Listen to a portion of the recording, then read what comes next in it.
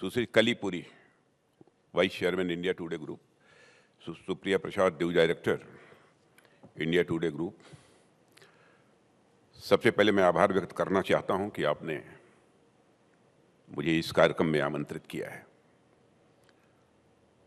साथियों, मैं ऐसा मानता हूं कि पिछले कुछ वर्षों से आज तक नेटवर्क ने जनता के बीच अपनी पहुंच जिस तरीके से बढ़ाई है और दर्शकों को जिस तरीके से अपने साथ जोड़ा है और उनकी आवाज बनकर यह आज तक उभरा है, उसके लिए आज तक नेटवर्क निश्चित रूप से बधाई का पात्र है। साथियों, आप लोगों ने पल पल की खबरों को जनता तक जल्द से जल्द पहुंचाने का जो जज्बा है, उसे देखते हुए मैं यह समझता हूं कि यह आज तक ही नहीं है, बल्कि अब तक है। और साथियों, G20 कार्यक्रमों की श्रृंखला में हो रहा यह कार्यक्रम हम सबको एक अवसर देता है कि हम नए भारत पर चर्चा करें और विचार करें। मुझे जो विषय दिया गया है वह है नया भारत, सशक्त भारत, और इसी विषय के अंतर्गत ही मैं अपने बातों को सीमित करूंगा। साथियों, सबसे पहले तो मैं नया भारत पर मैं अपनी बात यहाँ करना चाहूँगा कि नया भारत आखिर है क्या। बहुत लोग यह सोच सकते हैं कि कोई भी राष्ट्र यह नया कैसे हो सकता है, और हमारा राष्ट्र तो एक शाश्वत एंटिटी है, इटर्नल एंटिटी है, अतः उसमें नई और पुरानी जैसे चीजें कैसे आ सकती हैं। एक बार को नया देश आप उसे कह सकते हैं जो किसी देश से अलग हुआ हो, जैसे सोवियत संघ था। सोवियत संघ का डिसइंटीग्रेशन हुआ, कई देश बने, तो उन देशों को तो आप नया कह सकते हैं। भारत, पाकिस्तान अलग हुआ, नया देश आप कह सकते हैं। पाकिस्तान से बांग्लादेश अलग हुआ, उसे आप नया देश कह सकते हैं। इस प्रक्रिया में बने देशों को नया देश तो एक बार कहा जा सकता है, लेकिन जो राष्ट्र भारत जैसा सनातन और जीवंत हो और जिसकी सभ्यता व संस्कृति कई हजार वर्षों से सतत चली आ रही हो, उसे नया भारत कैसे कहा जा सकता है।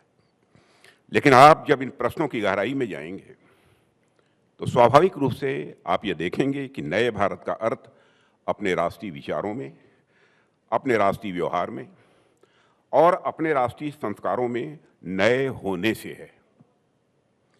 हम सब जानते हैं कि एक राष्ट्र की अपनी टेरिटरी होती है और उस टेरिटरी के अंदर जो लोग सार्वभौम राजनीतिक और सांस्कृतिक व्यवस्था के अंतर्गत काम करते हैं, उससे एक राष्ट्र बनता है। यह भी सही है कि यह टेरिटरी, यह पॉपुलेशन एवं इसका sovereign political and cultural system, ये तीनों ही अपने में परिवर्तनशील हैं। यह समय समय पर यह बदलते रहते हैं। एक देश के रूप में हमारे भीतर भी ऐसे कई बदलाव हुए हैं, लेकिन जब किसी राष्ट्र की चेतना में कोई बहुत बड़ा परिवर्तन होता है, तो उसकी व्यवस्था में कोई बहुत बड़ा परिवर्तन होता है, तो हमें कह सकते हैं कि वह राष्ट्र अपने नए स्वरूप में लोगों के सामने आया है। उदाहरण के लिए 1947 में स्वतंत्रता के बाद हमारी लगभग पूरी राजनीतिक व्यवस्था ही बदल गई थी, तो उस समय हमने कहा कि एक नए भारत का निर्माण हुआ है। प्राचीन काल में भी आप देखें तो ऐसे अनेक उदाहरण मिलते हैं जहां देश को विदेशी आक्रांताओं से मुक्ति दिलाकर वहां के शासकों ने एक नए भारत की नींव रखी। मैं उदाहरण देना चाहता हूं, जैसे कुषाण, पहलव और शकों जैसे विदेशियों के शासन से मुक्ति दिलाकर जब भारत के अपने गुप्त वंश की नींव रखी गई, तो उस समय भी एक नए भारत का निर्माण हुआ।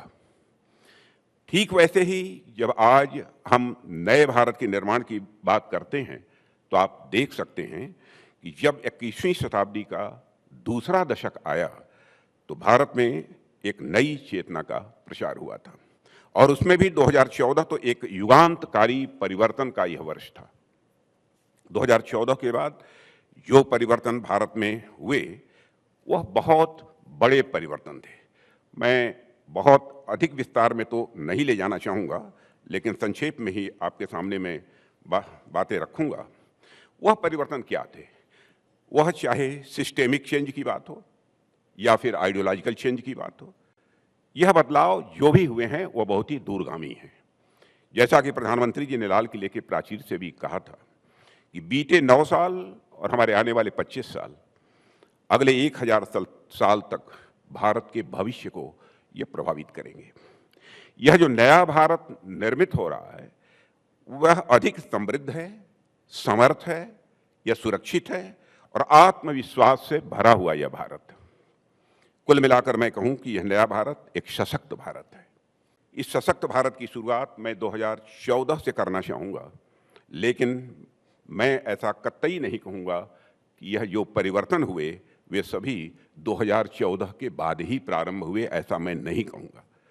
स्वतंत्रता से लेकर अब तक अलग अलग समय में अलग अलग स्तरों पर इन परिवर्तनों की नींव रखी गई है, इस सच्चाई को भी कोई नकार नहीं सकता है। इसकी नींव तो महात्मा गांधी के नेतृत्व में स्वतंत्रता संग्राम सेनानियों द्वारा रखी गई थी, जिन्होंने इस देश को आज़ाद कराने में बहुत ही महत्वपूर्ण भूमिका निभाई थी। जरा आवश्यकता पड़ने पर उन्होंने अपना बलिदान भी दिया था। उन्होंने देशवासियों के भीतर स्वतंत्रता की चेतना का संचार भी किया था। उसके बाद सरदार पटेल ने इस देश की राजनीतिक एकता की नींव रखी। उन्होंने 560 से अधिक रियासतों का एकीकरण किया और इसलिए सशक्त भारत की नींव का जो पहला पत्थर डाला गया वह तो महात्मा गांधी, क्रांतिकारी सरदार पटेल, यह सब इन लोगों के द्वारा डाला गया। धीरे धीरे भारत स्वाभाविक रूप से विकास के पथ पर आगे बढ़ता गया और उसी समय खाद्यान्न के क्षेत्र में आयात पर निर्भर रहने वाला भारत हरित क्रांति के माध्यम से खाद्यान्न के मामले में आत्मनिर्भरता की ओर बढ़ चला। उसके बाद हमने अपने यहाँ आर्थिक विकास की एक महागाथा लिखी, जिसमें 1991 में आर्थिक सुधारों को जो हमने अपनाया था उसकी भी आपको जानकारी होगी। और उस समय 1991 में प्रधानमंत्री थे श्री नरसिम्हा राव जी और डॉक्टर मनमोहन सिंह जी उस सरकार में वित्त मंत्री थे।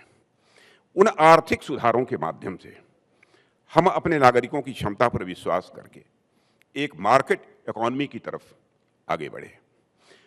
समय का चक्र आगे बढ़ा तो हमने एक सशक्त राष्ट्र की दिशा में बहुत बड़ा कदम बढ़ाया। जब श्रद्धेय अटल जी के नेतृत्व में हमने पोखरण परमाणु परीक्षण यह जब किया, उस दौरान हम लोगों ने अटल जी के नेतृत्व में पूरे देश के प्रमुख स्थानों को सड़क मार्गों से भी जोड़ने का अभियान चलाया था। एक तरह से देश में इंफ्रास्ट्रक्चर डेवलपमेंट के क्षेत्र में एक नए अध्याय की उस समय शुरुआत हुई थी। मेरा यह सौभाग्य था कि अटल जी के मंत्रिमंडल में भी कुछ समय के लिए सरफेस ट्रांसपोर्ट मिनिस्टर यानी roads and highways, shipping, waterways, इस मंत्रालय की जिम्मेदारी भी संभालने का अवसर मिला था और उस दौरान मुझे भी उनके नेतृत्व में योगदान देने का अवसर प्राप्त हुआ था। हालांकि दशक के महत्वपूर्ण परिवर्तनों को देखें तो मैं यह समझता हूँ सबसे बड़ा परिवर्तन यह है कि 2011-12 आते आते जनता में स्वतः एक प्रकार की वैचारिक चेतना धीरे धीरे जगने लगी। जनता में भ्रष्टाचार, परिवारवाद, जातिवाद व सरकार की अकर्मण्यता के विरुद्ध एक विक्षोभ स्वाभाविक रूप से उत्पन्न होने लगा था। उसके बाद जब जनता को अवसर मिला तो 2014 में उन्होंने अपने लोकतांत्रिक अधिकारों का बखूबी इस्तेमाल किया और अपने वोट की ताकत से एक युगांतकारी परिवर्तन किया और एक तरह से समय के पहिए को दूसरे दिशा में घूमने पर मजबूर कर दिया। साथियों, चाहे कोई भी राजनीतिक दल हो, वह चुनाव के दौरान जनता के मध्य जाता है और वह अपना पक्ष रखता है। प्रधानमंत्री जी ने जब नए भारत के निर्माण की बात करना प्रारंभ किया, मोदी जी ने, तो ऐसे अनेक लोग थे जिनके अंदर सरकारों के प्रति इतना अविश्वास भर चुका था कि उन्हें लग रहा था कि हम भी बस दिखाने के लिए, जनता का वोट हासिल करने के लिए यह सब सारी बातें कर रहे हैं। उन्हें लगा वास्तव में हम भी पुराने ढर्रे पर ही चलते रहेंगे। यह सोचना उनका स्वाभाविक था। लेकिन बीते 9 वर्षों में हमने यह सिद्ध किया है कि वह हमारी कथनी और करनी यानी वर्ड्स और डीड्स में हमारे कोई अंतर नहीं है। भारत की राजनीति में नेताओं के कथनी और करनी यानी वर्ड्स और डीड्स में अंतर होने के कारण ही भारत की राजनीति में विश्वास का संकट, क्राइसिस ऑफ क्रेडिबिलिटी पैदा हुई। और मैं कहना चाहूंगा कि 2014 के बाद भारत की राजनीति में पैदा हुए इस क्राइसिस ऑफ क्रेडिबिलिटी को हमने एक चैलेंज के रूप में स्वीकार किया और उस पर हमने विजय भी प्राप्त की। जो कहा वो किया। और राजनीति में शुचिता होनी चाहिए, उस दृष्टि से भी हमने प्रयास किया। मैं यह कोई दावा नहीं करना चाहता कि राजनीति से हमने भ्रष्टाचार को पूरी तरह से समाप्त कर दिया, पूरी तरह से शुचिता ला दी, लेकिन भ्रष्टाचार की चुनौती को हमने स्वीकार किया। काफी हद तक हमने कामयाबी हासिल की है। शुचिता भी लाने में भी काफी हद तक हमारा प्रयास यह कामयाब रहा है।